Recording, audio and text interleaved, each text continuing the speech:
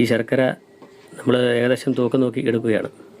എന്നിട്ട് ഇത് ഉരുക്കുന്നതിൻ്റെ ഭാഗമായിട്ട് അത് പൊടിച്ച് തൂക്കിയിട്ടാണ് ഉരുക്കുന്നത്. ഓരോ ഉരുക്കലിനും ഇത്ര കിലോ വീതമാണ്.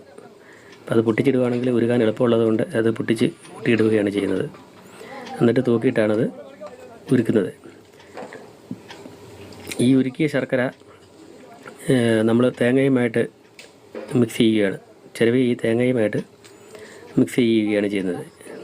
അപ്പോൾ ശർക്കര ഉരുക്കിയത് നന്നായിട്ട് വാർപ്പിൽ ഉരുകി വരുന്നുണ്ട്. ഈ ഉരുകി വരുന്ന ശർക്കര ഈ ഈ തേങ്ങയ്ക്കകത്തേക്ക് മറിച്ചിട്ട് ഇളക്കി മിക്സ് ചെയ്യുകയാണ്. അതിൻ്റെ ടേസ്റ്റ് പ്രത്യേകിച്ച് പറയേണ്ട കാര്യമില്ലല്ലോ.